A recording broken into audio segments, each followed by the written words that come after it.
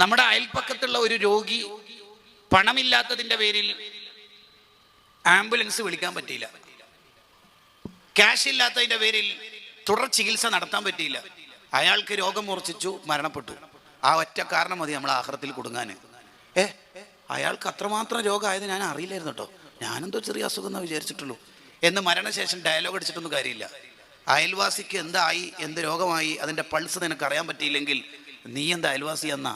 ആ ന്യായാന്യായത്തിന് ഇബ്നു ഹജർ തങ്ങളുടെ മറുപടി അൽ ഇഫാദ ലിമാ ജാഅ ഫിൽ മർളി വൽ ഇയാദ എന്ന കിതാബിൽ കാണാം. കണ്ടോ? അങ്ങനെ ഒഴിഞ്ഞു മാറാനൊന്നും നമുക്ക് കഴിയില്ല. ചുറ്റുവട്ടത്തെ വേദനകൾ കേൾക്കാൻ കൂടിയാണ് അള്ളാഹു നമുക്ക് ചെവികൾ തന്നേക്കുന്നത്. ഫർള് നിസ്കരിക്കുന്ന ഒരാൾ സക്കാത്ത് കൊടുക്കാറില്ല, നിസ്കാരം എന്തായിരിക്കും അവസ്ഥ? അള്ളാഹുക്ക് വേണ്ട. കാരണം മനുഷ്യപ്പറ്റില്ലാത്തവന് എന്ത് ജീവിതം, എന്തിനാ നിന്റെ ഇബാദത്ത് എനിക്ക്? ഷഹീദായ ഒരു മനുഷ്യരെ എല്ലാ ദോഷവും പൊറുക്കും, ഇല്ല ദൈൻ, കടം പൊറുക്കൂല. അതെന്തേ?